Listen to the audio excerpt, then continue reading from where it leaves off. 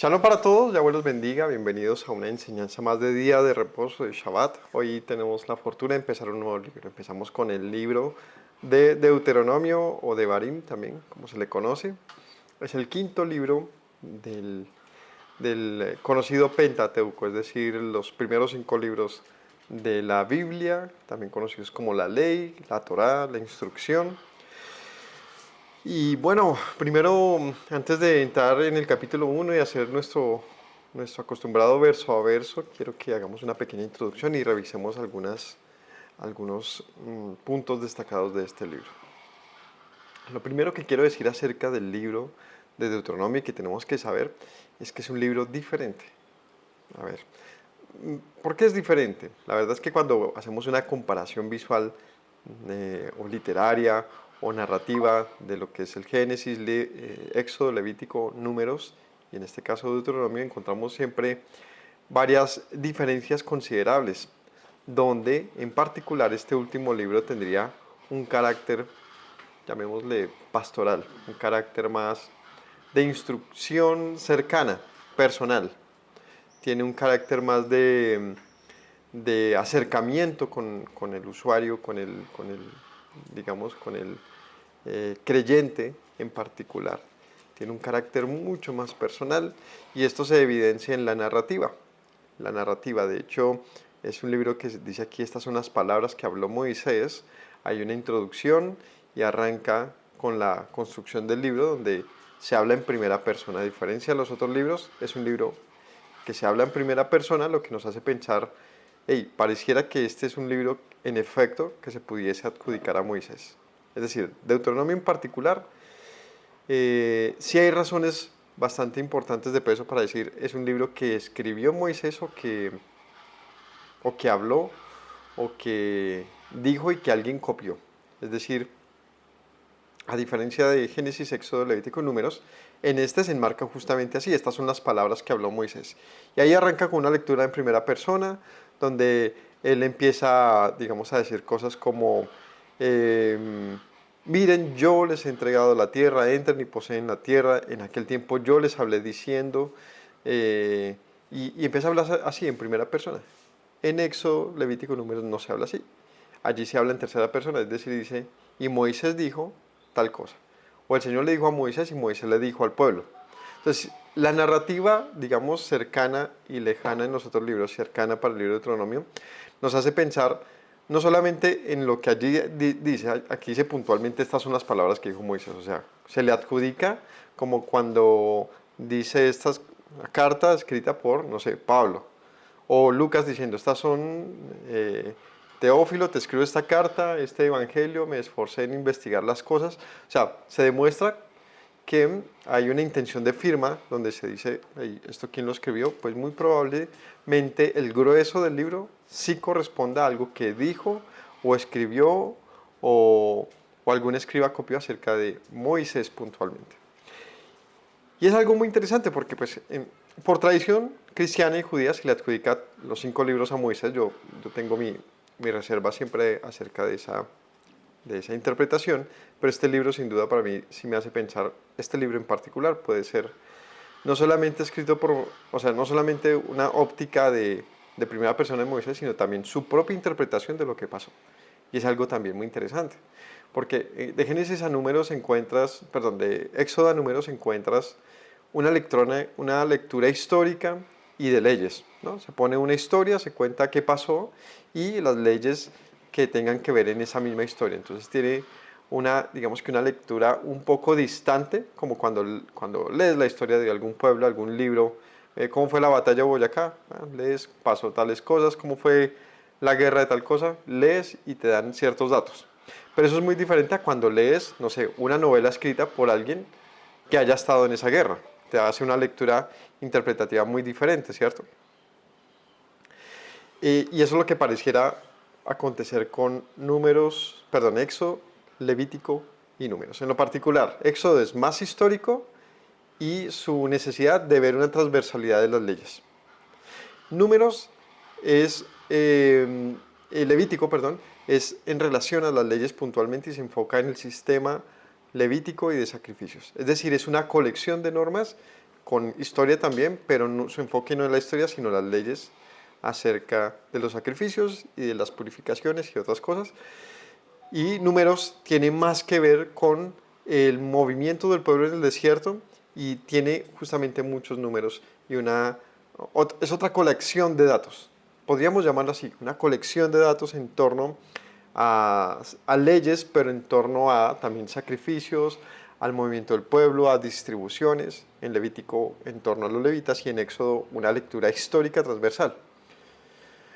Pero Deuteronomio nos pone in situ. Ponemos aquí a Moisés hablando al final de su vida a los hijos de Israel, literalmente hablando de los hijos de los que salieron de Egipto y como con su sentido de yo voy a morir y necesito que me atiendan en esto. Así que se parece más a un sermón. También me parece interesante si lo viéramos desde el punto de vista comparativo, por ejemplo, con los evangelios. Está Mateo, Marcos, Lucas, una manera de comunicar muy parecida entre ellos, pues de hecho, pues los invito a que vean nuestras enseñanzas de los viernes, donde estamos hablando justamente de la construcción de cómo la Biblia ha llegado a su manera en la que está, un podcast llamado El Texto Incómodo, y allí estaremos hablando acerca de este punto de los evangelios como que tienen una línea transversal, ¿no? Pero uno no se ciñe a esa transversalidad. ¿Saben cuál es? El libro de Juan. Y el libro de Juan es muy diferente en su manera de comunicar los hechos, los testimonios que Juan recopila acerca de su vida en tiempos de Yeshua. Así que si vemos, cuando tú lees Mateo, Marcos o Lucas, encuentras una historia con unas parábolas, con unos dichos, situando a Yeshua y sus dichos dentro de la historia. Pero Juan no. ¿Qué intenta hacer Juan? Interpretarlos. Juan no se guarda sus comentarios, se los pone. Habla de él como la palabra, como la vida, como el camino, como todas las aseveraciones de Yeshua como hijo de Dios en su mayor expresión aparecen en Juan. Pero Juan demuestra su interés de comunicar la historia de esa manera. Entonces, ¿qué hace este nuevo enfoque? Pues nos deja ver cómo un hombre de la época percibía a Yeshua más allá de la historia. Pues sucede lo mismo aquí. ¿Cómo se percibió la recepción de la ley más allá del conteo histórico? Y cómo se ve desde quien lo vivió y nada más ni menos hablando de Moisés. Entonces sí, es un libro muy interesante. Se evidencia que hay un tercero o un segundo, pues ponerle, es decir, un editor. ¿Dónde? Pues el que organiza esto. Porque es alguien que arranca diciendo, por ejemplo, estas son las palabras que habló Moisés, o sea que hay alguien que se encargó de recopilar esas palabras y las instruye literalmente como voz de Moisés. No solamente en el inicio, sino en el cierre del libro, dándole incluso en este libro la muerte de Moisés. Así que, pues evidentemente Moisés no escribió su propia muerte como tal, porque aquí se narra que hay alguien más escribiendo lo que habló Moisés mientras estuvo en vida, y su intención narrativa en medio de esto es tipo sermón, porque en Deuteronomio es donde aparecen cosas como guarda pues, ¿no? Como que escuche Israel. Hay una intención de, oiga, póngame cuidado, póngame cuidado. Y en ese orden de ideas hay una estructura en Deuteronomio de la siguiente manera. Del primer capítulo al 4 se enfoca en ese primer momento en el que está Moisés allí en el monte antes de entrar a la tierra prometida y empieza a hablarle a los hijos de Israel, es decir, en el año 40 de la salida de Egipto. O sea, ya estando allí justo para entrar a la tierra prometida, a punto de entrar al año 41, que es cuando entran, está Moisés recapitulando, no, del capítulo 1 al 4 no recapitula. Allí lo que hace es decir, hace 40 años, hace 38 tuvimos la oportunidad de entrar a la tierra prometida y ustedes no quisieron. Pero ahora sí estamos acá. O sea, los pone en contexto de cómo llegaron hasta ahí. Del 5 más o menos hasta el 20 y punta, sí hace una narrativa histórica desde el monte Sinaí y lo que fue su paso por el desierto, haciendo un sentido de sermón importante sobre la necesidad de preservar la ley, de atenderla, de mirarla, de amarla, de cuidarla, de tener una relación con Dios, de servirle, de tener el temor en Dios. Es muy interesante. Y al final hace un cierre en torno a las bendiciones y maldiciones de esto, es decir, las consecuencias de la obediencia de la ley y la necesidad de que la ley se preservara como un instrumento de comunicación que debería estar presente en el pueblo. Pues Deuteronomio cierra con eso, con que se lea, que, se, que, se, que haya una frecuencia del pueblo acercándose a la ley y que haya un conocimiento constante en todas las generaciones acerca de la ley. ¿Listo? Entonces, habiéndoles dicho todo esto, Deuteronomio para mí es de mis favoritos realmente. De hecho, es el libro más citado de la Biblia. En los evangelios, el libro que siempre citan los apóstoles y Yeshua en general es Deuteronomio. Y como les mencioné, muchas de las historias eh, son paralelas pues, con Éxodo, Levítico y Números, pero aquí tienen este asunto de cómo se cuenta, su manera de narrativa es más interpretativa. Y es algo muy importante, ya que pues si hemos estado juiciosos, hasta este punto hemos leído ya de Génesis a Números, hemos aprendido muchas leyes, pues aquí viene un momento interesante para revisarlas nuevamente, para ir a todas esas leyes que se vieron, pero desde una óptica nueva, y es desde las palabras, puntualmente, diciéndolo, o como aquí se describe, desde la óptica del mismo Moisés. Así que, sin más, ahora sí vamos con nuestro estudio verso a verso. Padre Celestial, yo te pido que nos hables al corazón, que nos enseñes tu palabra y nos permitas, nos dé la sabiduría para entenderla adecuadamente. Que ésta tenga lugar en nuestro corazón y produzca fruto en abundancia, conforme a tu dicho. En el nombre de Yeshua. Amén. Bueno, ahora sí ya quedémonos con el comentario de la introducción y vamos con el versículo 1, capítulo 1, libro Deuteronomio. Estas son las palabras que habló Moisés a todo Israel, a este lado del Jordán, en el desierto, en el Arabá, frente al Mar Rojo, entre Parán, Tofel, Labán, Haserot y Disahaf. 11 jornadas hay, desde Oreb, camino del monte Seir, hasta Kadesh Barnea. Listo, vamos hasta aquí. Estas son las palabras. Esta manera de arranque, estas son las palabras. Las palabras son las que le dan el nombre eh, al libro como Devarim. El Le Devarim. Estas son las palabras. La palabra aquí para Devarim, para palabras, es Devarim en hebreo. De ahí viene que al libro se le llame Devarim, porque arranca diciendo palabras, Devarim, así se llama el libro. Y justamente es el enfoque, ¿no? Las palabras que habló Moisés. Viene aquí un datico interesante, dice que habló a este lado del Jordán. Y cuando se menciona que habló a este lado del Jordán, ¿dónde está hablando? ¿Ah? En la llanura de Moab. En Moab, o sea, en el oriente del Jordán. Pero ese es un dato interesante, porque quien está narrando entonces, ¿en dónde está? A ese lado del Jordán. O sea que muy probablemente quien quien compila la primera versión de todo esto fue un contemporáneo de Moisés. O sea, aquí por este pequeño dato podemos decir quizás no es alguien posterior, porque está hablando de que estaba en ese momento a este lado del Jordán. Cuando ellos cruzan el Jordán hacia el occidente y se establecen en la tierra prometida, si hubiese alguien escrito esto más adelante habría dicho, estas son las palabras que habló Moisés al otro lado del Jordán, es lo que habría escrito. Al oriente del Jordán o más allá del Jordán. Aquí está hablando a este lado y esto nos hace pensar que quizás quien haya escrito esto, y en esto coincido con algunas, sí, coincido con algunas tradiciones, pudo haber sido el mismo Josué, que era un contemporáneo y fue alguien que estuvo muy cercano a Moisés, o sea, muy, muy de cerca. Lo sabemos porque él mismo incluso subió con él al monte Sinaí. No hasta a tope como Moisés, pero sí lo acompañó. Entonces es muy probable que quien haya escrito Deuteronomio sea a Josué, es decir, quien lo haya editado, haya recopilado. No que las palabras sean puntualmente de Josué, sino sea el que haya hecho ese trabajo. O por lo menos sea el que lo ordenó hacer. Si es que él no sabía, no sabemos pues qué tan bueno sea una persona con las letras y demás, pero sí hablo que quien encabezaría quizás ese trabajo de recolección, quizás haya sido un hombre como Josué.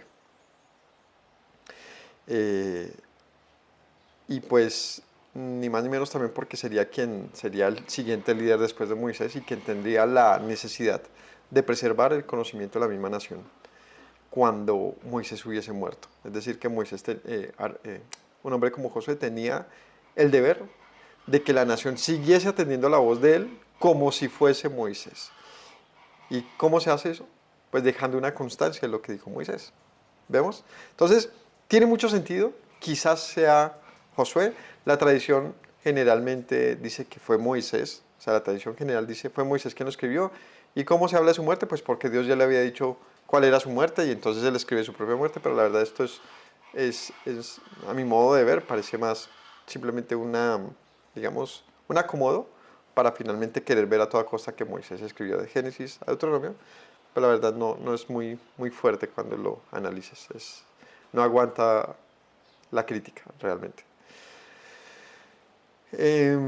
Pero sí, vamos a ver qué dijo entonces Moisés. Esto es lo que habló Moisés a todo Israel a este lado del Jordán, en el desierto, en el Arabá, frente al Mar Rojo, entre Parán, Tofel, Labán, Haserot y Disahaf. Entonces está hablando de dónde estaban. Estaban a este lado en el Arabá. 11 jornadas hay, hay desde Oreb, camino del monte Seir, hasta Kadesh Barnea. Entonces, Moisés está en el lugar donde el pueblo está mirando más allá, a punto para entrar a la tierra prometida, a este lado del Mar Rojo, es decir, está ubicando que no están en Egipto y está hablando el límite desde donde ellos hacen su jornada hasta el Arabá. Y empieza a hablar en este punto, las palabras de Moisés es cómo llegaron hasta ahí. Dice, 11 jornadas hay desde Oreb, por eso sitúa esta ubicación geográfica desde el Mar Rojo. Ellos arrancan su salida desde el Mar Rojo y hacen todo un proceso hasta llegar al punto en el que ellos están ahorita. Y habla de 11 jornadas, dice, hay 11 jornadas desde Oreb, camino del monte Seir hasta Kadesh Barnea. Kadesh Barnea es una ubicación junto al monte El Amorreo. Aquí simplemente les doy contexto para que lo entendamos rápido. El paso del pueblo por el desierto fue del sur hacia el nororiente. ¿Sí? Es una línea, digamos, diagonal hacia arriba, pero tuvieron que hacer un recorrido largo que tuvo ciertas vueltas en el mismo desierto, donde el límite de abajo es Egipto con el Mar Rojo y hacia arriba pues ya la tierra prometida con este monte que se le llama del Amorreo. En ese monte donde ellos llegan la primera vez a un lugar llamado Kadesh Barnea. Ahí está hablando de eso. Hay 11 jornadas desde abajo hasta Kadesh Barnea. Jornadas que son puntos. 11 etapas para llegar hasta allí. Aconteció que a los 40 años, en el mes 11, es decir, a punto de llegar al 41 año, en el mes 11, al primero del mes Moisés habló a los hijos de Israel conforme a todas las cosas que Yahweh le había mandado acerca de ellos. Entonces aquí atrás lo pone en contexto, Moisés habló de todo lo que había hablado. Después que derrotó a Sehón, rey de los amorreos, el cual habitaba en Esbón, a Og, rey de Basán, que habitaba en Astarot, en Edrei, de este lado del Jordán, en tierra de Moab, resolvió Moisés declarar esta ley diciendo. Entonces otra vez, está el preámbulo.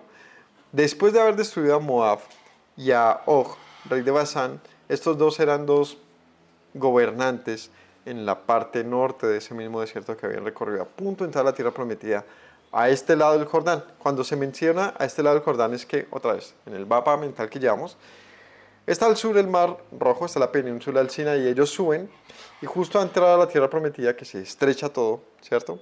Hay una división entre el Mediterráneo, al occidente, y al oriente está el Jordán. Resulta que ellos para entrar no entran desde el sur, porque es una zona montañosa, que es Kadesh Barnea la mencionada acá, sino que ellos se van y bordean por el oriente. Es decir, arrancan por este lado del Jordán, por eso dice a este lado del Jordán.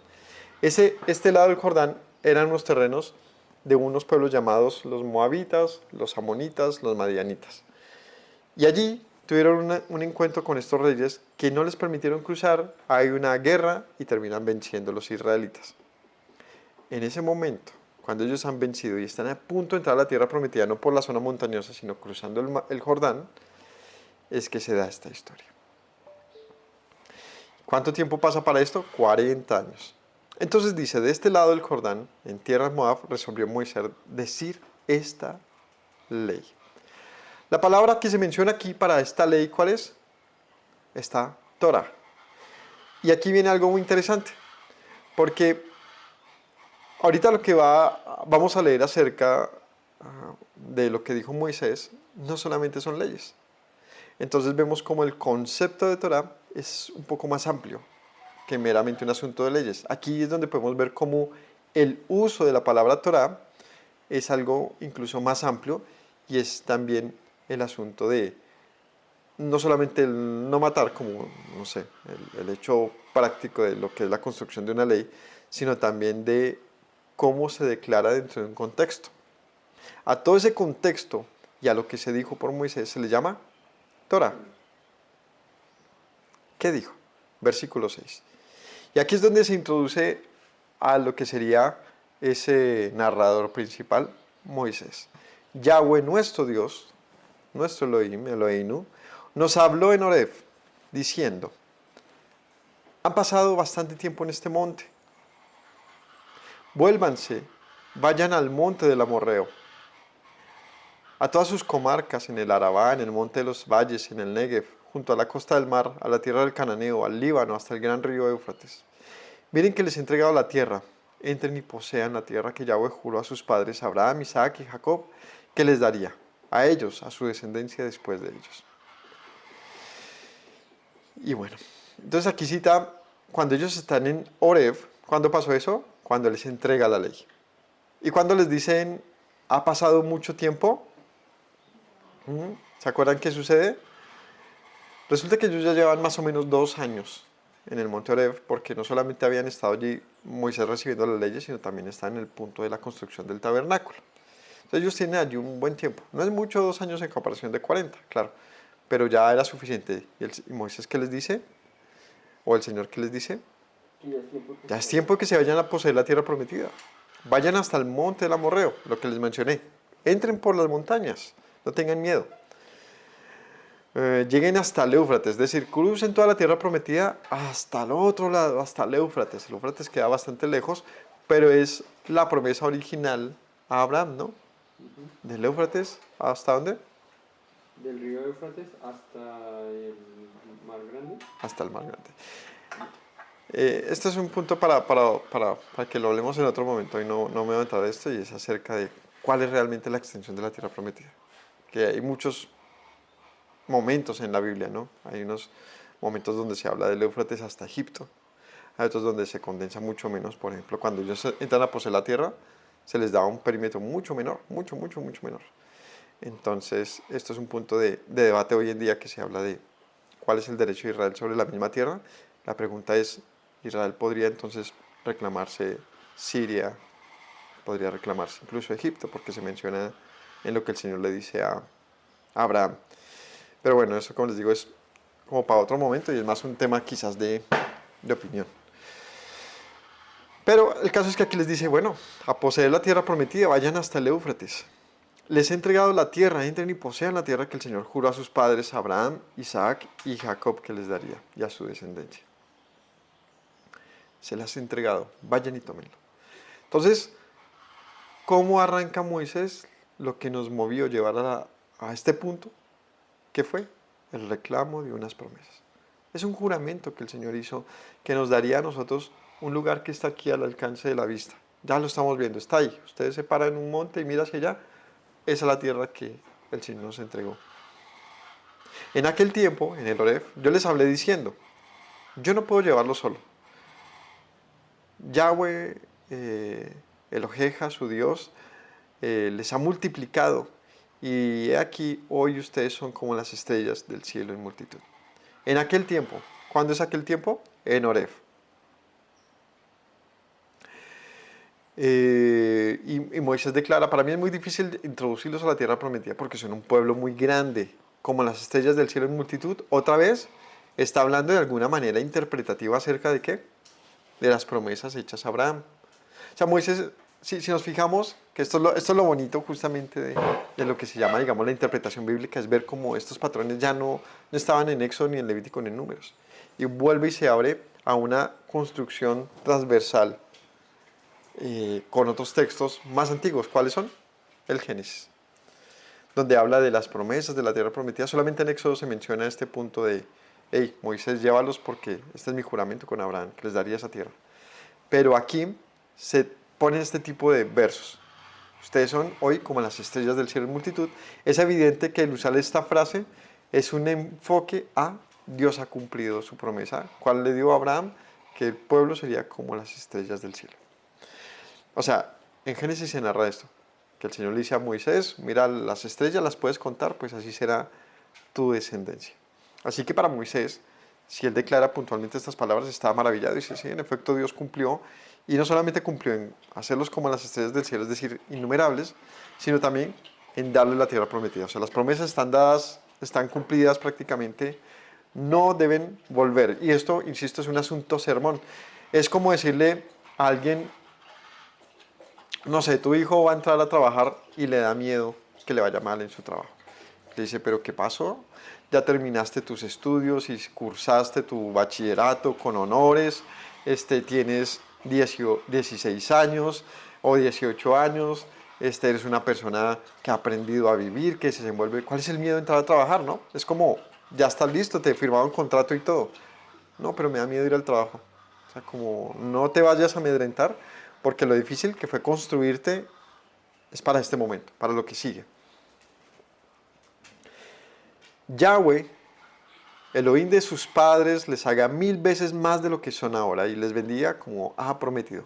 ¿Ven? Las promesas. El tema de las promesas como un eje transversal. ¿Qué motivaba a Moisés llevar al pueblo? La fidelidad de Dios, sus promesas.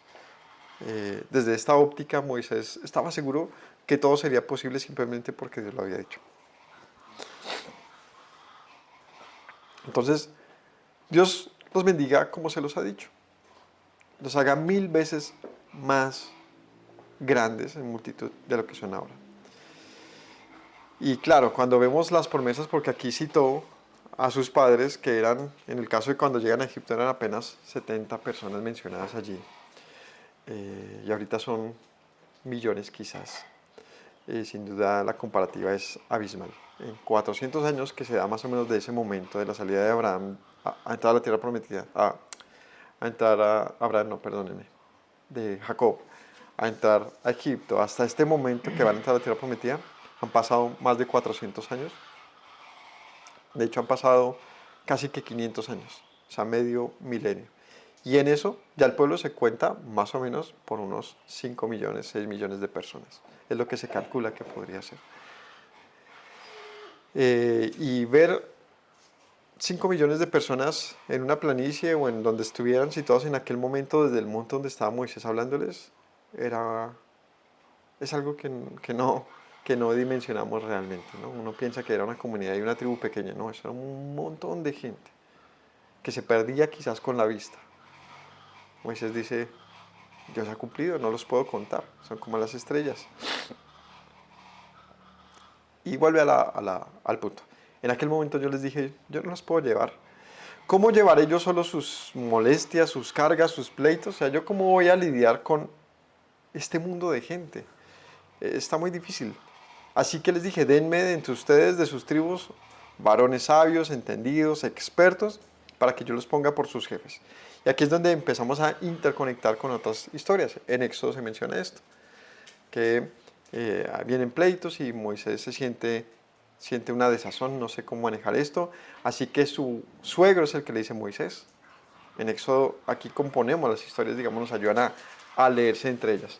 En Éxodo se narra que es el suegro de Moisés que estaba en ese momento allí y le dice, pues escoge hombres fieles, de testimonio, íntegros, hombres sabios, de en medio del pueblo que sean por cabezas de 10, de cientos y de miles, y que ellos te den cuentas. Así que él dice aquí, yo escogí hombres, varones sabios entendidos, expertos, para ponerlos por jefes. Y me respondieron y me dijeron, bueno es hacer lo que has dicho.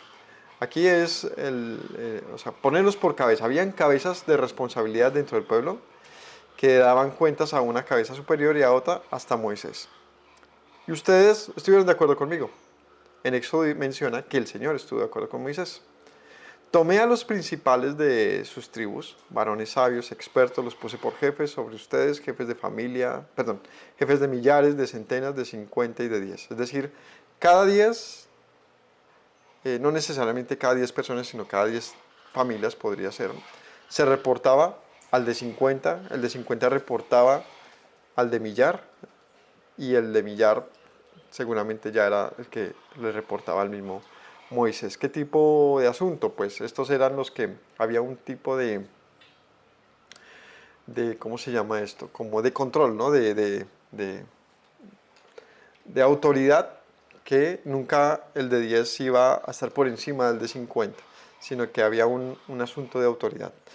De tal manera que, como cualquier país se resuelve hoy en día, donde hay eh, gobernadores locales, hay alcaldes, hay gobernadores regionales, hay no sé qué otras figuras, y hasta que llega el presidente hay una serie de comandos, o de comandos no, de mandos eh, dentro de una nación para que funcione organizadamente.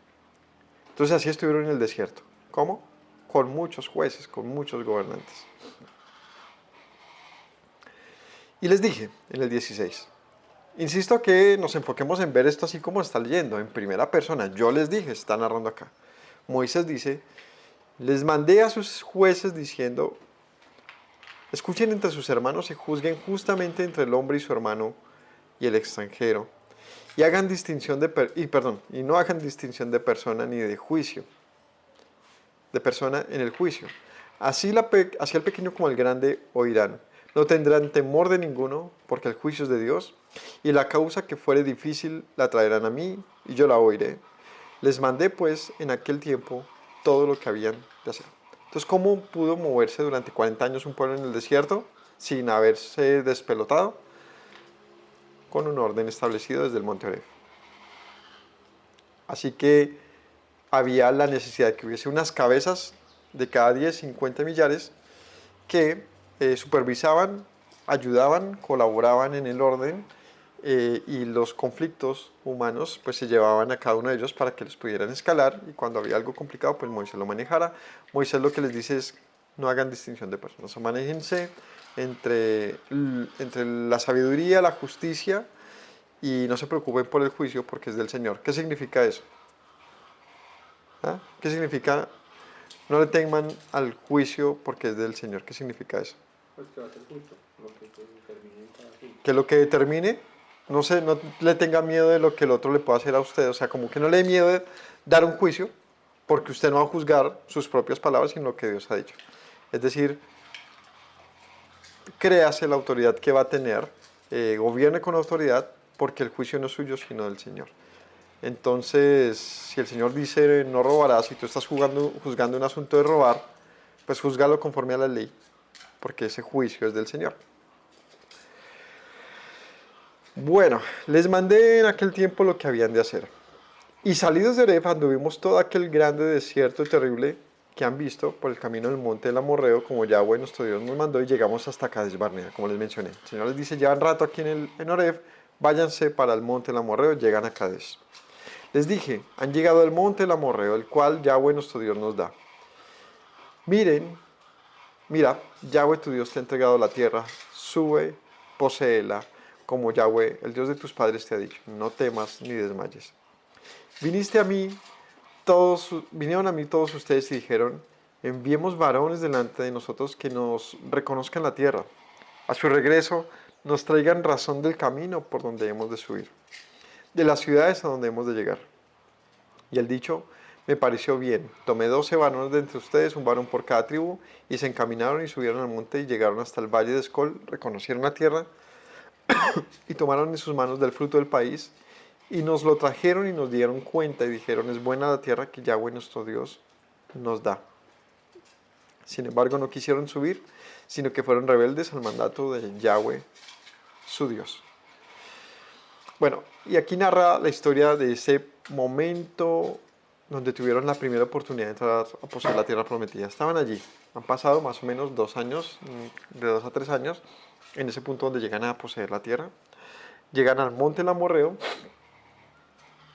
y sucede que cuando llegan a ese momento, el pueblo dice, bueno, o Moisés les dice, vamos a poseer, y el pueblo responde, ¿y qué tal si mandamos 12 o mandamos unos líderes que vayan y reconozcan la tierra? Es decir, Hombres que tomen la delantera para que nos den noticia a ver cómo está la movida. Moisés no le encuentra un pero a esto, tampoco el Señor, y se determina enviar a 12 espías, un líder por cada tribu. Estos van, reconocen la tierra, traen fruto de la tierra y le dicen al pueblo, la tierra es excelente, pero también tiene habitantes fuertes y gigantes, muchos entre ellos. De lo cual no solamente trajeron un reporte verdadero, sino que también opinaron. Y cuando incluyeron la opinión, el pueblo desfalleció. La opinión estuvo dividida en esta historia. 10 espías opinaron una cosa, 2 espías otra. Los 10 espías opinaron, es tierra hermosa, pero es tierra de gigantes y nos devorarán, nos pisarán. Son como langostas, somos nosotros como langostas delante de ellos. Y la opinión de los otros 2 espías fue, pero nosotros los comeremos a ellos como a pan. No les tengamos miedo, vamos a poseer la tierra del Señor. ¿Cuál opinión ganó a la hora de comunicarle al pueblo? Las de temor. Es decir, perdieron la guerra sin haber siquiera haber ido a la guerra. ¿Por qué perdieron? Porque tuvieron miedo.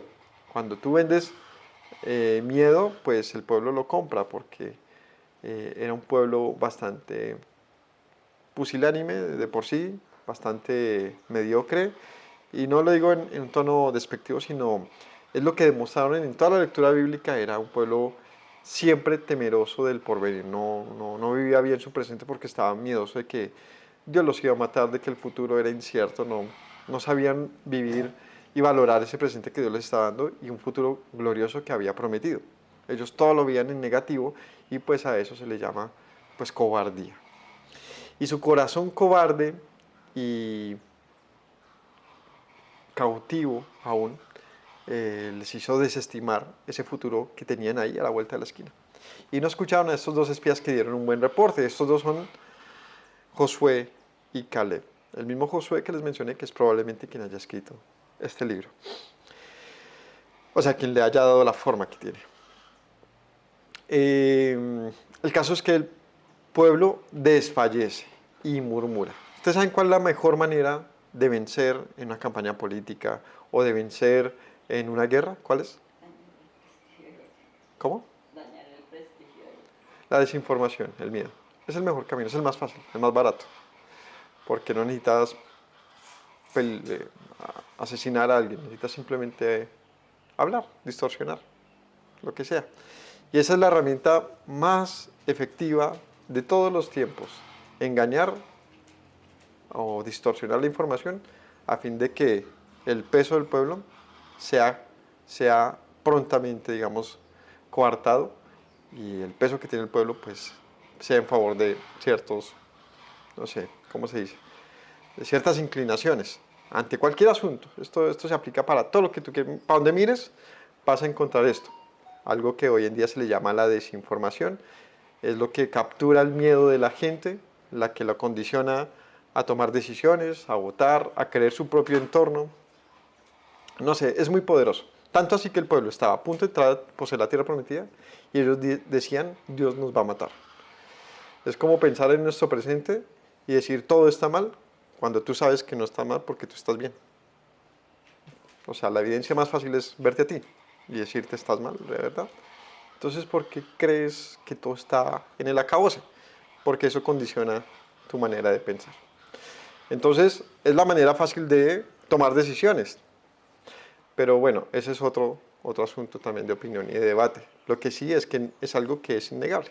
Es decir, cómo eres fácilmente manipulado. Todos lo somos. Donde quiera que veamos hay alguien diciéndonos, hey, ten cuidado. Y ese miedo que se nos entra inmediatamente nos lleva a tomar decisiones muchas veces tontas. Es lo que nos hace pensar en que todo lo que tenemos hoy es un merecido también. Hemos tomado malas decisiones. Pero es un arma muy poderosa. ¿De dónde viene? De los líderes.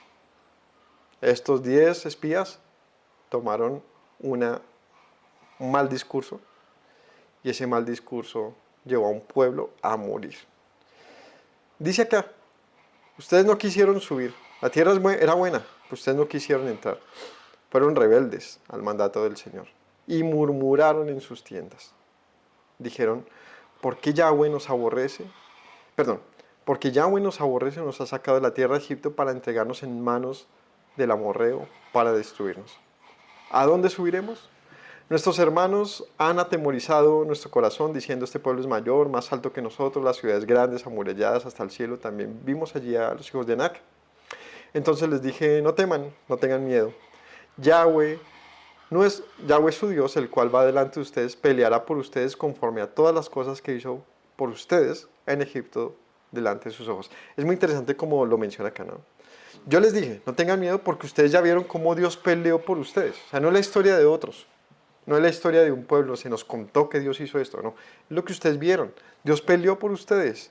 Tranquilos, no tengan miedo que Él hará lo que tenga que hacer allí en la tierra prometida a fin de entregarles lo que les prometió.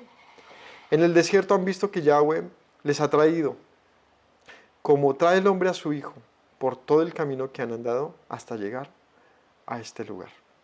Y aún con todo eso no creyeron a Yahweh su Dios, quien iba delante de ustedes por el camino para reconocer el lugar donde habían de acampar, con fuego, de noche para mostrar el camino por donde anduvieron y de nube de día. Ustedes no creyeron. Otra vez, este es uno de esos pasajes diferentes que aparecen en la Torá, en el Pentateuco. Y es una narrativa muy cercana, inclusive desde este tono de como un padre a su hijo los tomó el Señor. Y esto ya representa un tipo de interpretación. Cuando ya empieza a utilizarse figuras literarias para expresar una idea y llenarla de valor. Y en efecto, eso fue lo que hizo el Señor con su pueblo. Pero aquí se describe, y eso para mí tiene mucho valor, cuando se expresa desde un punto literario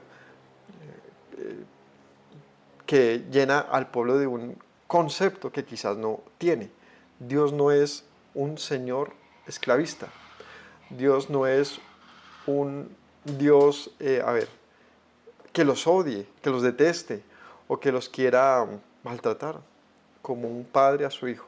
Y esa comparativa que Yeshua la lleva a otra, o sea, nos la expresa nuevamente, debe dar valor. ¿Qué decía Yeshua? Porque si ustedes, siendo humanos, dan buenas cosas a sus hijos, a tu hijo cuando te pide un pescado no le das una serpiente, y si te piden pan no le das una piedra, ¿cuánto más no crees que Dios, Padre Celestial, te dará algo si se lo pides? Y está hablando de esa relación humana que tenemos entre padres a hijos, nos permite entender, o debería hacernos entender, la relación que Dios ha tenido con su pueblo y lo que espera también de su pueblo. Pero quizás es una de las relaciones más hermosas que existen socialmente, la de un padre a su hijo, la de un padre a su hijo. Y no solamente la de un padre a su hijo hablando del masculino padre, sino la de lo que siente un papá o una mamá por sus hijos, ¿no? El otro día viendo una película, una chica estaba embarazada, estaba asustada y era, creo que su abuela le decía, ¿por qué estás asustada? ¿Por qué estás asustada? No tengas miedo de lo que viene, porque vas a experimentar el amor más grande que se pueda experimentar, le decía la señora a su nieta. Era joven, se quedó embarazada joven. Decía, vas a experimentar el amor más grande que humanamente se pueda experimentar y no lo conoces. Pero va a estar ese amor. Y sin duda cuando somos papás nos damos cuenta que ese amor no tiene mucho sentido hasta que tienes un hijo. Cuando tienes un hijo, uno se comporta en muchas ocasiones incluso de manera muy errática, simplemente porque hay algo muy profundo en uno que le hace ver a sus hijos de una manera especial, dolorosa y muy amorosa. Y eso hace que uno tenga una conducta especial para ese hijo. Le provees lo mejor, lo cuidas con mucho afecto, con mucho amor, lo soportas y le tienes una paciencia especial en sus errores, pero también eres drástico y también eres regañón y también le peleas muchas cosas porque quieres formar a un ser hermoso y perfecto en lo posible de lo que tú puedes. Y esa actitud de papá es tan prontamente correctiva, tan hermosamente generosa, Pues eso es lo que está comparando acá, como un padre a su hijo los llevó por el desierto. Pero ustedes lo vieron siempre como un asesino, como un matón, como un Dios que los vengativo, que no los quería, que ustedes nunca lo entendieron. Pensaron que él era un hombre, un Dios que los sacó, los libertó, simplemente para llevarlos presa en un sacrificio delante de los cananeos. Pero no, ustedes no creyeron. Él iba delante de ustedes por el camino para reconocerles un lugar donde habían de acampar. Los llevó con fuego por las noches, con nube durante el día, los cuidó. Y oyó Yahweh la voz de sus palabras en aquel momento. ¿Cuáles fueron las palabras del pueblo? Yahweh nos trajo aquí para morir, ¿no? En el 27. Murmuraron en sus tiendas diciendo, Yahweh nos aborrece, nos ha sacado de la tierra de Egipto para entregarnos en manos de los amorreos. ¿A dónde iremos? Entonces el Señor escuchó sus palabras y se enojó y juró diciendo, no verá hombre alguno de estos, de los que han hablado de esto, ninguno de ustedes, los que se quejaron, de los que no creyeron a mí, de los que renunciaron al pacto. Ustedes no verán la tierra prometida. Esta mala generación no la verá. La buena tierra que juré a sus padres que les había de dar, no la verán. Solamente estos espías, Caleb y Josué, excepto Caleb, hijo de Jefone, él la verá, y a él daré la tierra que pisó y a sus hijos, porque ha seguido fielmente a Yahweh. En este pasaje solamente, en este versículo, más adelante ya menciona a Josué. Solamente Caleb, hijo de Jefone, la verá, y a sus hijos, porque fue fiel,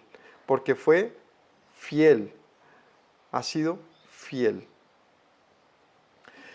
Se utiliza el mismo término en hebreo aquí, malá, que leímos la semana pasada, hace 2 semanas, que es estar lleno delante del Señor. Y fue la actitud que tuvo en Josué y Caleb, y es lo que se menciona en la lectura de Números también acerca de ellos. Ellos fueron llenos delante de Yahweh, llenos. ¿Por qué? Porque esto lo leímos cercanamente, cuando leímos Números, esta narrativa se menciona acerca de esto al cierre del libro cercano. También contra mí se airó Yahweh por ustedes. Y ahora Moisés dice, espérenme, y lo que pasó con mi historia es que por su culpa, él en sus palabras se excusa, dice, fue por su culpa, Yahweh se airó por ustedes y me dijo, tú no entrarás allá. O sea, de todos los que podrían haber entrado a la tierra prometida, solamente Josué y Caleb, ni siquiera yo. ¿Por qué? Porque por ustedes. Si no hubieran ustedes estado de por medio, seguramente yo habría entrado. Josué, hijo de Nun, el cual te sirve, él entrará allá. Anímale, porque él hará heredarla a Israel.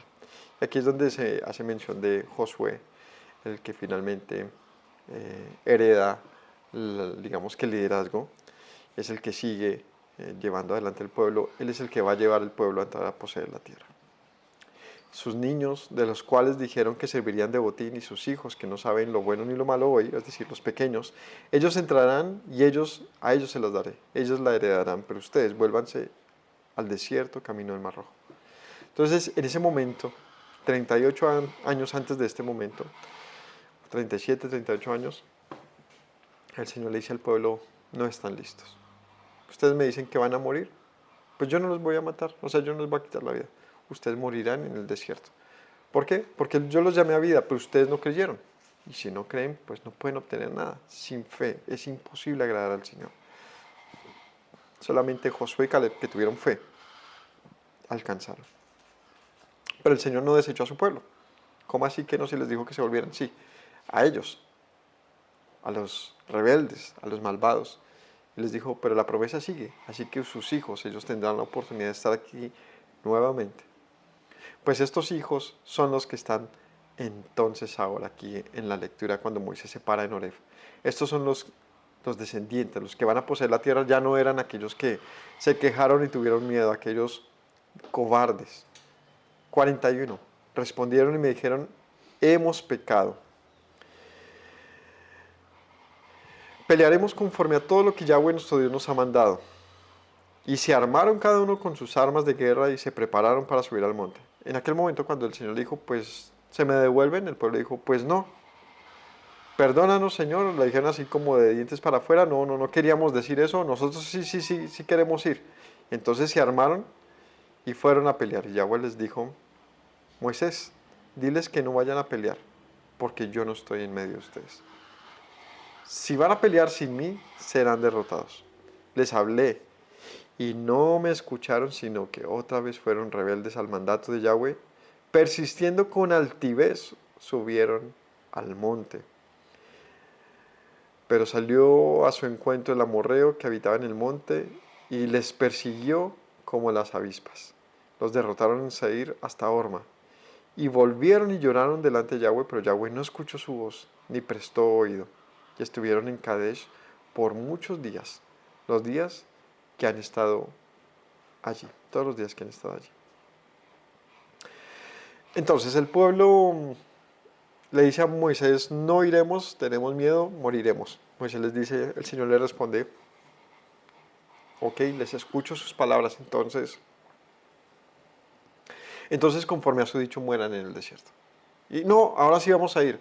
Moisés, diles que no vayan, porque yo ya no estoy en medio de ustedes. Ustedes van a ir, van a luchar con su propia fuerza y ustedes no son guerreros. No saben pelear, no saben nada. Morirán. No, escucharon a Moisés, fueron y fueron derrotados. El ánimo del pueblo estaba por el piso. O sea, todo le salió mal, todo. ¿Y cómo estaría Moisés? Peor, aburridísimo. O sea, por fin esto está teniendo un destino, un final, y el pueblo todo lo tira por la basura por tener, como se menciona aquí, una actitud como una actitud altiva. Una actitud altiva. ¿Qué significa? Que el pueblo estaba encaprichado en hacer lo que quería hacer. Entonces todo salió mal y el Señor dice aquí, ya no los quiso escuchar más el Señor, simplemente los dejó. ¿Y saben qué pasa cuando el Señor deja a su pueblo? Son presa fácil. ¿Qué les haría presa fácil? La necesidad constante de tomar decisiones fuera del Señor. Porque es que la decisión de libertad no la tomó el pueblo. Ellos clamaron por libertad, pero la decisión de libertad la tomó el Señor. Y la decisión de poseer las promesas no fue del pueblo, fue del Señor. De darles todo su bien, pero el pueblo lo rechazó. Ahora que el Señor les había rechazado, ellos dicen, pues lo vamos a tomar porque estamos al otro lado. Y el Señor les dijo, pues no, ni lo intenten porque les va a ir mal.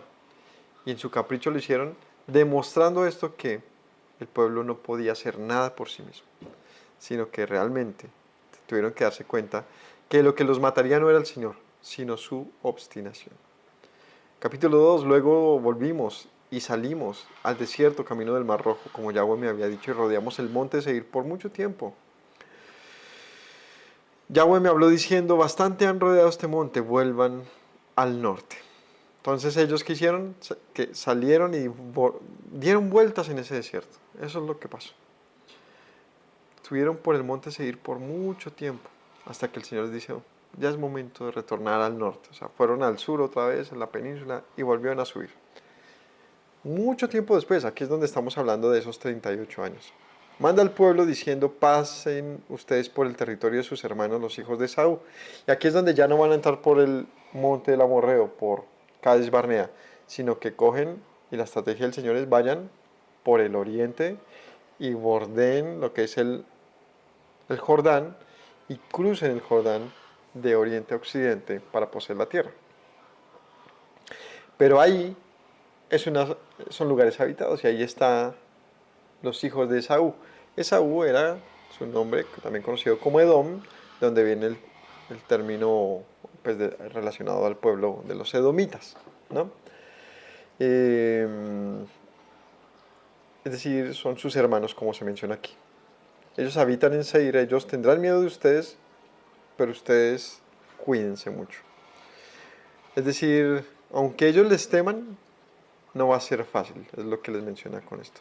Claro, porque Saúl sabía que si el pueblo cruzara, pues, más bien, lo que sucede en la historia es que Esaú tuvo miedo del pueblo de que cruzara por su terreno y lo que hizo es encararlo y entrar en guerra con él. Así que 5, no se metan con ellos, porque su tierra, porque no les daré de su tierra ni aun de lo que cubre la planta de un pie, porque yo he dado por heredad a Esaú el monte de Seir. Comprarán de ellos por dinero los alimentos, comerán.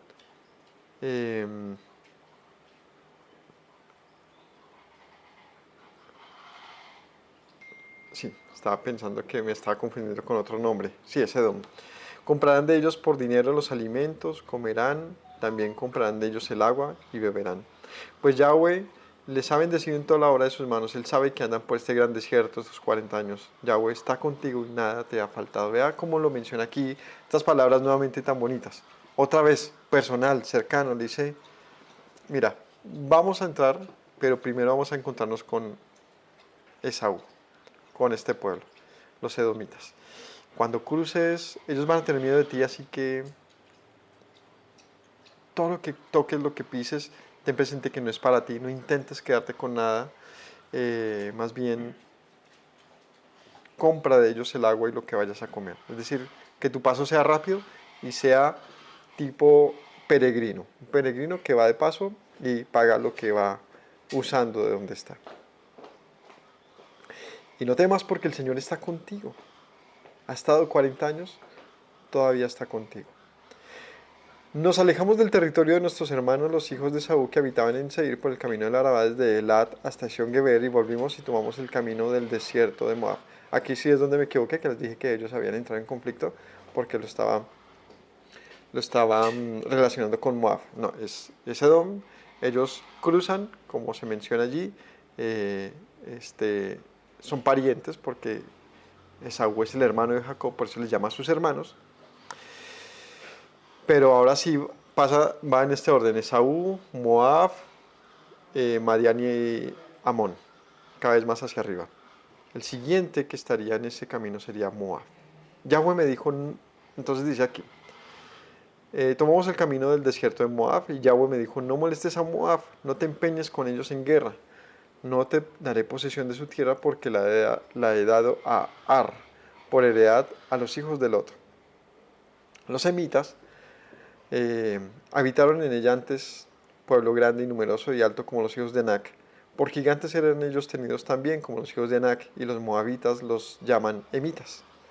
Y en Seir habitaron antes los oreos, a los cuales echaron los hijos de Saúl, los arrojaron de su presencia y habitaron en lugar de ellos, como hizo Israel en tierra que les dio Yahweh por posesión. Aquí viene un comentario. Este comentario, evidentemente, también es posterior. Y aquí es algo muy interesante. Este comentario incluso es muy probablemente posterior al que arma el libro. Es decir, el quien arma el libro está hablando a este lado del Jordán, pero quien deja este comentario es alguien que ya conoce tiempo después la historia incluso de los pueblos que habitaron todos esos terrenos. Y aquí este comentario habla de que el lugar en el que estaban pasando tuvo una historia también interesante de desalojamiento, donde en el caso de Esaú, quien se queda con en la parte de Seir, ellos expulsaron a los Oreos. Y arriba los hijos de Lot, Moab, le quita el terreno a los gigantes que habían allí, que eran conocidos como los emitas. ¿Mm? Eran pueblos similares a los cananeos, es decir, tendrían su mismo tipo de conducta. Hay que entender que cuando el Señor despoja a un pueblo de su tierra, créame, que es porque lo merece. Ahí les dejo. Cuando el Señor despoja a un pueblo por su tierra, de su tierra, de la manera que sea, aunque sea brutal y violenta, créanme que no es de gratis. Con esto, lo que estoy queriendo decir es que son juicios del Señor sobre un pueblo. Son juicios. Y todos los hemos sufrido de una u otra manera en todas las épocas. En todas las épocas. Pero quien despoja a un pueblo de sus tierras no necesariamente sea justo. Simplemente es el instrumento de erradicar a un pueblo porque no puede seguir permaneciendo en su territorio. ¿Y esto qué genera este tipo de desalojos? La violencia, la maldad, la corrupción, O sea, lo que hace un pueblo malvado, perdón, genera su propia aniquilación. Entonces, cuando ves a pueblos hoy en día siendo erradicados, podemos lamentar, por supuesto, muchas cosas, pero también hay que tener presente que no son cosas que pasan al azar ni fortuitamente, ni meramente por culpa de alguien más poderoso, es decir, un pueblo que simplemente viene y destruye todo, sino que también tienes que entender que también la nación que es destruida vive los juicios que el Señor le envía.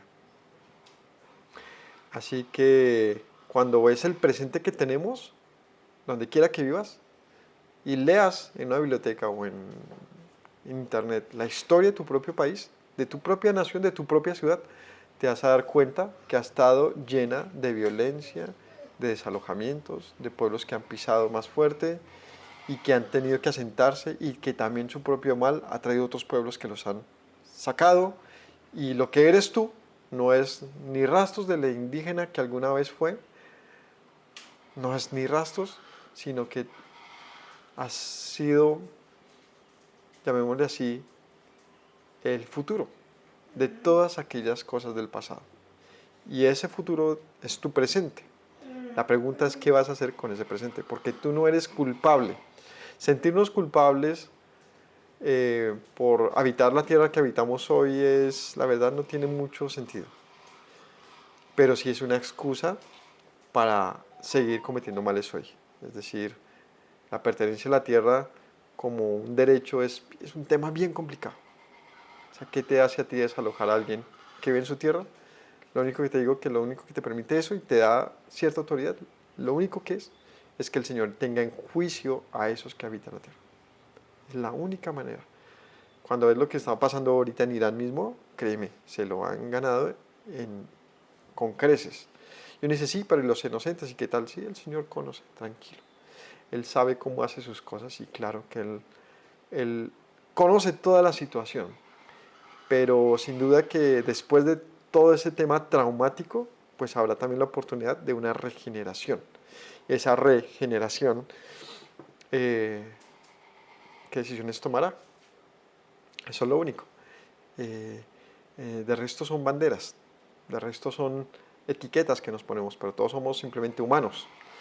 Humano que se preserva en la maldad, tarde que temprano le llega su, como dicen por ahí, su tate quieto, y esto muchas veces es terrible, pero también sin duda es necesario, y este es el comentario quizás más difícil de aceptar y de asimilar y que suene más cruel. Pensar que sea necesario erradicar a una población a fin de un bien mayor no es fácil de asimilar hasta que no nos toque a nosotros. Y créame, Colombia ha acumulado mucho de eso. Eh, Colombia es un país con mucha corrupción, es un país con muchos, no sé, mucha maldad.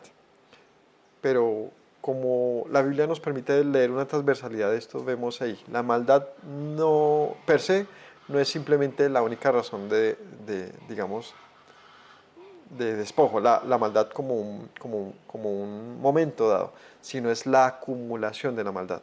Es decir, cuando pasan las generaciones o los momentos y lo que se hace es consagrar la maldad como instrumento de política, de vida, de filosofía, ay no, eso no es una buena noticia, porque podrá ser muy fuerte, pero siempre Dios pisa más fuerte. Y cuando llegan esos momentos, pues podemos tener mil comentarios en contra de eso, pero es algo que no podemos detener, no podemos detenerlo. Y así, hacia cualquier cultura, pueblo, país que haya, que fue, que existió, muchos fueron incluso erradicados hasta el punto donde ni se conocían, tanto así que el que hacía aquel comentario es que ellos les llamaban emitas. O sea, ya nadie ni los conoce. ¿Cuántas comunidades, culturas y pueblos han habido? No lo sabemos, miles de millones. Solamente unas muy fuertes han prevalecido por dos razones. O porque dejaron, digamos, una huella importante humanamente. Fueron destruidas, pero su huella las hace recordarse. O, o la única segunda opción, y es porque el Señor hizo un juramento. es la única razón de que hoy podamos hablar de un Israel. Y créame, no ha sido porque la nación sea muy buena, la verdad. Ha sido simplemente porque el Señor dice, ok, vamos a resetearlos otra vez. Ustedes me están diciendo que queremos un nuevo reset, porque si ustedes siguen culpándome de despropósito, ustedes morirán por sus propios dichos. Pero tranquilos, sus hijos, ellos tendrán la oportunidad de levantarse nuevamente. Y si ellos me buscan de verdad, pues yo los oiré. Es la única razón de que tantos pueblos de antaño, la verdad es que las probabilidades y la comparación de este asunto es tremendamente consistente. Hablemos de Roma, de Grecia, Persia, cualquier imperio antiguo, Egipto o más cercanos. La verdad es que todo lo que vemos ahorita como imperio es muy moderno, ¿no? Cuando hablamos de los ingleses, de los americanos, estos son asuntos de apenas que 200 siglos, 300, 2 siglos, 3 siglos. Es algo muy moderno. Pero estos imperios bíblicos eran imperios de muchos siglos, ¿no? El gobierno romano fue muy extendido, el gobierno babilónico, o sea, todos los imperios de antaño que murieron dejaron huella y esa huella es la que nos hace saber que fueron grandes, pero su maldad los aniquiló. Así que esta constante, este patrón bíblico es lo que tenemos que aprender a leer. De verdad que es muy importante que este ejercicio lo apliquemos y nos dejemos de, de como de tantas, ¿cómo se llamaría esto? Como confusiones, ¿no? El pensamiento crítico bíblico, créame, nos da herramientas para entender el presente, pero tenemos que esforzarnos por aplicarlo, porque nos gana muchas veces la distorsión que nos presenta el sectarismo. El querer pertenecer a un grupo, el querer creernos de un bando, eso es muy tonto, la verdad, a mi modo de pensar, porque nos coacciona un presente que va a cambiar. Eso que tú crees hoy como un ideal, mañana marca otra pauta y te va a tocar, ¿cómo se dice?, soltarte de ese grupo. Entonces es algo, como diría el apóstol, pero qué necesidad de que el Señor les da libertad para que ustedes sigan insistiendo en los temas humanos. Qué necesidad de querernos someter a unos parámetros políticos, religiosos, sectarios. Créame que todo el tiempo lo hacemos y no somos conscientes. Pero les digo, bíblicamente fallamos en eso. Fallamos, fallamos. Lo que sí sería más interesante para un pueblo que aprende a vivir en sabiduría, ayer estuvimos hablando bastante de Esdras, que es ese personaje que nos deja entender esto desde otra óptica. La nación tuvo que desligarse del templo, tuvo que desligarse de la tierra, tuvo que desligarse de tantas cosas y tuvo que reconectarse con una única que los ha sostenido hasta hoy, la Torá.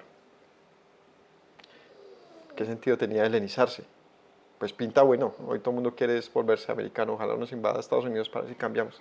Estamos tan, no sé, a veces me da como tristeza ver que hay como una incapacidad de verdad. Decir, lo único que necesitamos no es nada de eso, es al Señor.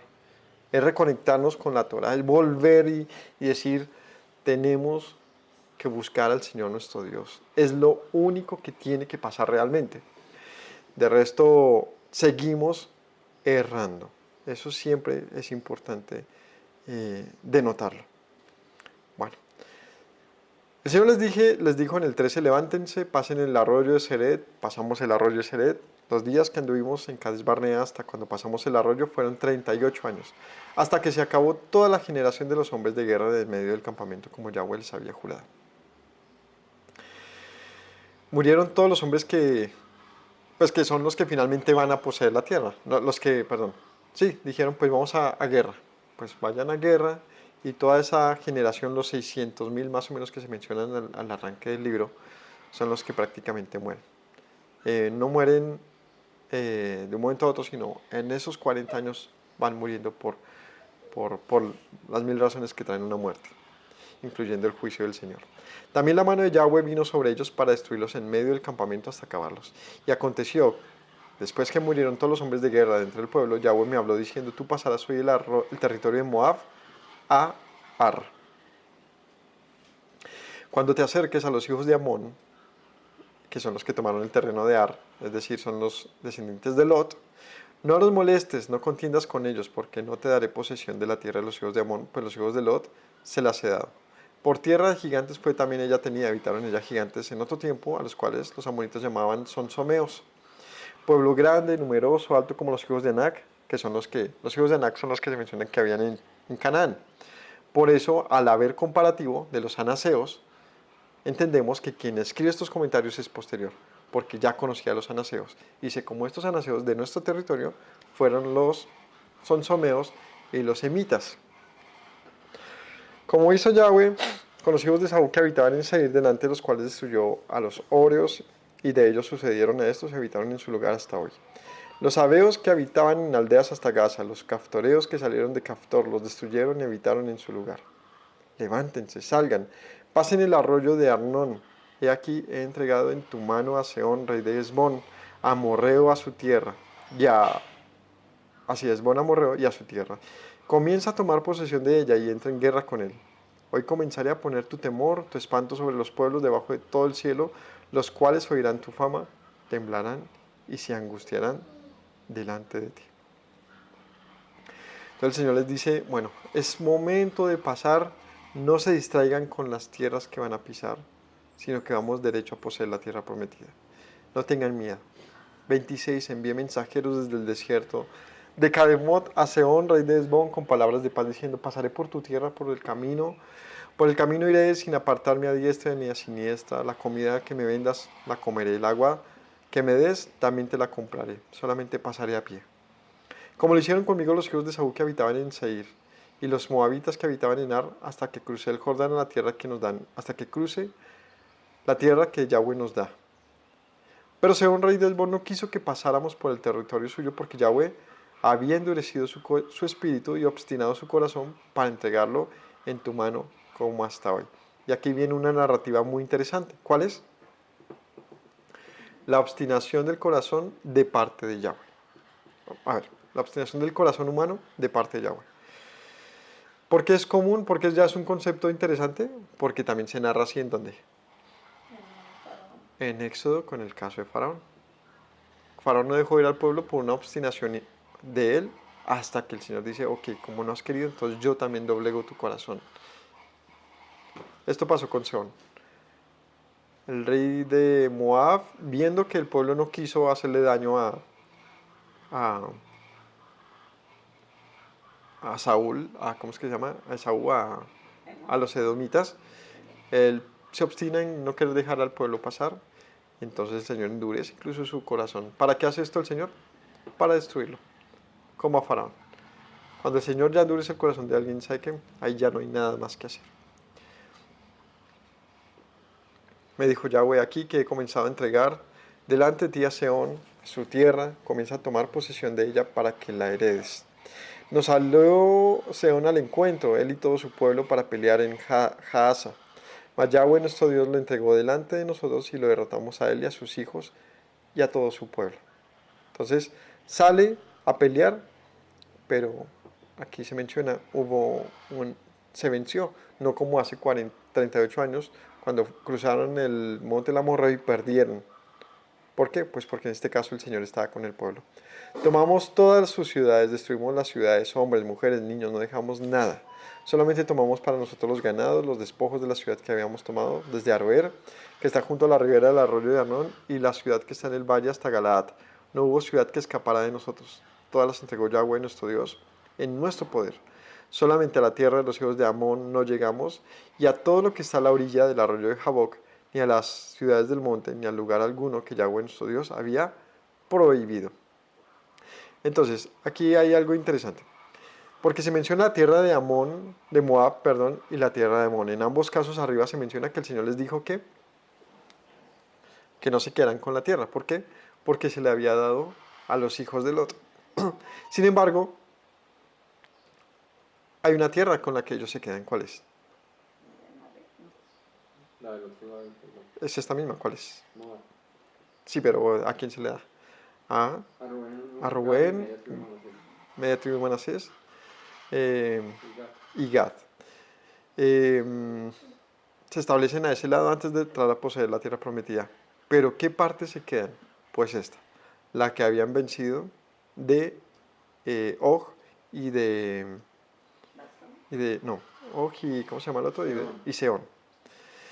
Ese es el terreno que se queda. Pero entonces ellos quedan con también los pueblos que habitan allí de vecinos, que eran pueblos moabitas y amonitas, porque el Señor les prohibió quedarse con su tierra. ¿Me hago entender? ¿Por qué entonces sí quitaron esta? Porque el Señor endureció el corazón de esos dos reyes y el despojo que se tiene de ellos es el con el que se queda finalmente Rubén, Gad y Manasés. ¿Por qué? Pues porque fue un juicio. Fue un juicio. Es el mismo juicio que el Señor hizo contra Amalek. ¿Se acuerdan? ¿Por qué? Porque Porque se levantó abatió al pueblo en medio del desierto, los golpeó en medio del desierto, ¿cómo se dice? Los combatió, así que los atacó, así que el Señor dice, ok, Amalek será erradicado. Y lo hace más adelante. Pero ¿qué pasa aquí con estos? Lo mismo. Og y Sehón no entienden las palabras de paz de Moisés, no las aceptan y por las razones que sean, por su temor, por su obstinación, ya el Señor les dice, ok, ustedes también están llamados a ser erradicados al haber abatido al pueblo. Así que el pueblo gana, el pueblo de Israel vence y el Señor los despoja. Y aquí es donde les digo, la tierra no es de nadie realmente. La tierra le pertenece al Señor, o sea, no es de nadie humano, es del Señor. La tierra y su plenitud es del Señor. Cuando entendamos eso, vamos a saber que cada quien está donde está, porque así ha determinado el Señor que esté, hasta que el Señor determine también su desalojamiento. Así que reclamarse un derecho a la tierra siento que no es muy bíblico, porque el derecho está siempre y cuando en el presente está que el Señor determine entregar esa tierra en posesión. ¿Me hago entender? Es decir, está condicionado a que el Señor lo permita. De lo contrario, pues es ilegal, llamémosle así, aunque haya sido tuya. Es como cuando tú tienes un terreno, ¿no? Y llega un hijo y te lo vende. Y luego tú entras a reclamarlo. Te van a decir, lo siento, ya no es suyo. Pero era mío, sí, pero era. Hasta que llega otro acto legal que pueda devolver ese terreno. Y este es el asunto. Son actos legales determinados por el Señor. Y sin lugar a dudas, cuando el Señor hace esto y entrega al mundo los terrenos que Él determina entregar en los momentos que lo hace, es con un propósito, es que el pueblo que sea que habite ese terreno lo haga con justicia. Si esa justicia no llega, tarde que temprano es desalojado. Y eso funciona a lo largo y ancho de la tierra. Por eso entendemos por qué hay tanta dinámica geopolítica. ¿Por qué? ¿Por qué? ¿Por qué? La única respuesta válida es, y compleja a la vez, es porque es necesario. Ayer, o hace unos días más bien, estaba viendo con mi esposa una serie de estas que incluyen temas de esclavitud, ¿no? O sea, que son de hace unos 200 años atrás en Estados Unidos. Muy chévere. Pero siempre que uno ve eso, uno dice, ay, ¿qué era esto? ¿Por qué se vivía así, no? Había un momento en la peli donde un hombre le dice a otro, ven, vamos a ver un espectáculo, y allí en un bar entran dos personas negras afroamericanas y, y la idea del espectáculo era que ella, mientras hacían un círculo, no se dejara violar de él. Ese era el show, a ver cómo la violaba, y todos apostándole a eso. Y yo me miré con mi esposa y dijimos, eso es lo que todo el mundo dice, antes era mejor las cosas. Yo digo, no puede ser, no puede ser. Todos los tiempos han sido duros y violentos, pero sin duda nuestro presente, aunque nos moleste, es mucho mejor en muchos sentidos. Entonces allí mostraban cómo ese maltrato por los esclavos y todo eso, decía, uy, tremendo, tremendo. ¿Qué tuvo que pasar? Grandes revoluciones en Estados Unidos a fin de que ese modelo se erradicara. ¿Qué hubiese pasado si no hubiesen cambiado? ¿Saben qué? Muy probablemente Estados Unidos también habría sido destruido por su intención de permanecer en el mal. Pero fue su decisión al cambio. También el punto de darnos cuenta de que cada vez que una nación toma la decisión de autorregularse o de entrar en un sentido común de lo que es la justicia, de lo que es lo bueno, pues también va a hacerles prosperar. Pero hay del momento en que la obstinación les haga retroceder.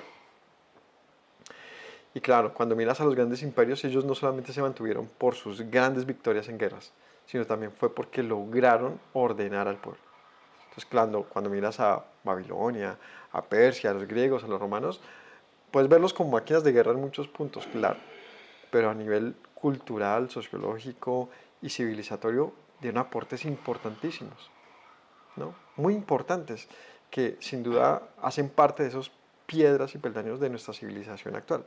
Solamente que no fue suficiente, eso les ayudó a organizarse, pero la demanda del Señor estaba presente acerca de la maldad y cada imperio que se volvía malvado, pues, o mantenía eso como una práctica de Estado, fue descabezado inmediatamente.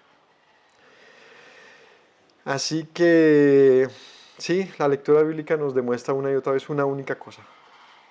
Mía es la tierra y su plenitud, dice el Señor.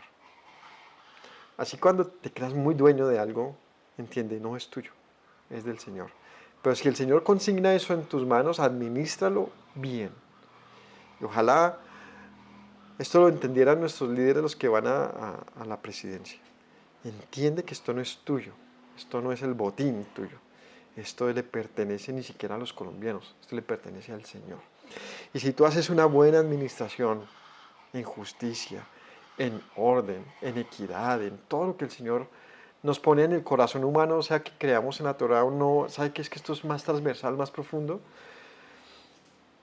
Hoy en día le llamamos ética, moral. Si te conduces en decencia, estoy seguro que vas a levantar la nación en prosperidad. Pero si no lo haces, nos condenas a todos. Y no solamente por la evidencia de los actos de violencia como los actuales, sino porque la nación cada vez se sigue corrompiendo más. O sea, no son ellos los políticos, deja de pensar así, somos todos. Nuestra manera de pensar determina nuestro futuro. Así que siempre la lectura bíblica tenemos que aterrizarla hoy. ¿Cómo leo esto? ¿Qué me está diciendo hoy el Señor?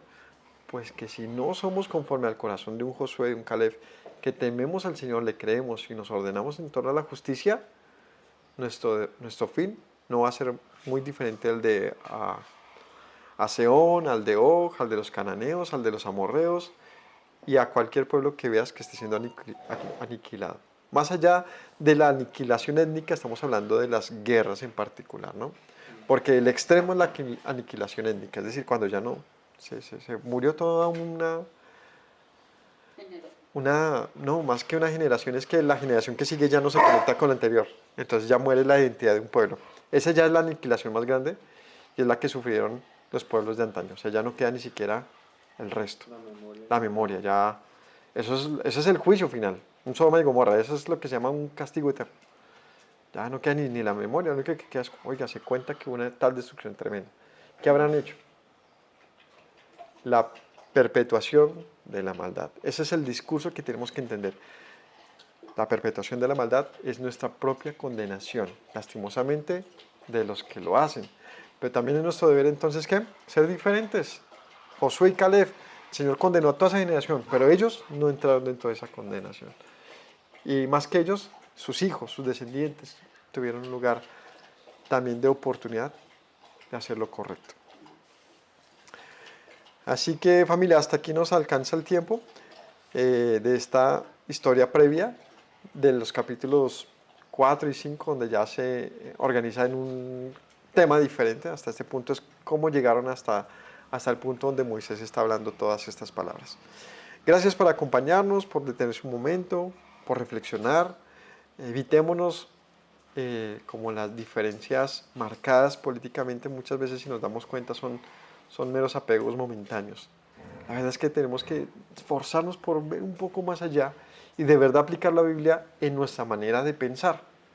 Eso es un ejercicio que nos llevará a no desestimar a los demás en sus opiniones, pero también a tener una opinión con un criterio más, no sé, más fuerte y más resistente a las etapas de la vida. Siempre vamos a ver nuevos gobiernos, nuevas opiniones, nuevos problemas, pero la Biblia nos muestra un camino mucho más etéreo, una forma más, ¿cómo se dice? más consistente, que resiste a las épocas. Que el Señor los bendiga, que tengan todos una feliz tarde y gracias por habernos acompañado. Shalom. Me presento nuevamente, mi Rey, mi buen Señor. Mis pasos se han desviado, necesitan dirección. En tu amor me he refugiado, Yeshua, pues así al Padre puedo hoy decir. Me presento nuevamente, mi Rey, mi buen Señor. Mis pasos se han desviado, necesitan dirección. En tu amor me he refugiado, Yeshua, pues así al Padre puedo hoy decir. Abba, Padre, Baruch atah, Señor Dios nuestro Rey de eternidad. Abba, Padre, Baruch atah, Adonai Eloheinu melech haolam.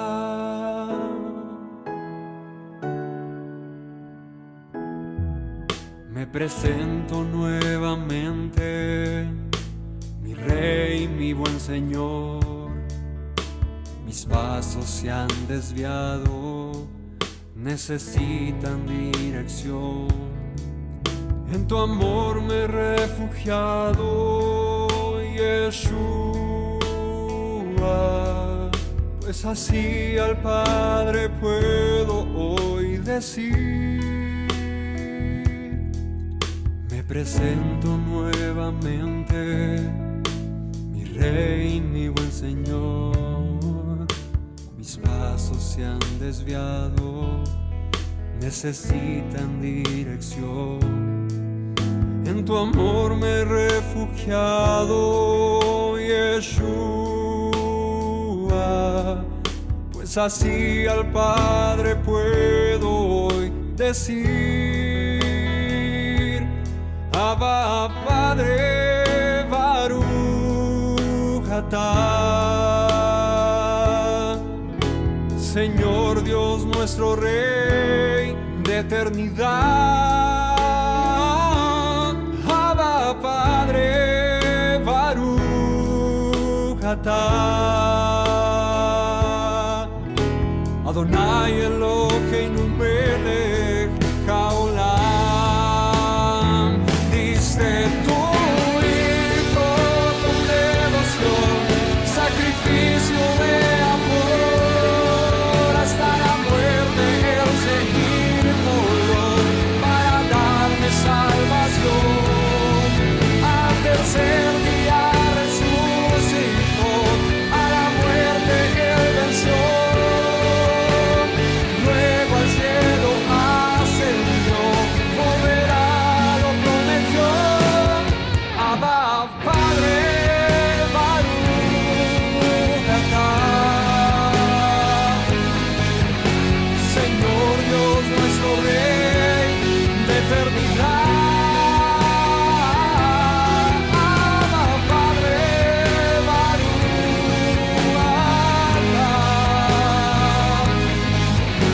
Adonai Eloheinu melech haolam. Abba, Padre, Baruch atah, Señor Dios nuestro Rey de eternidad. Abba, Padre, Baruch atah, Adonai Eloheinu melech haolam.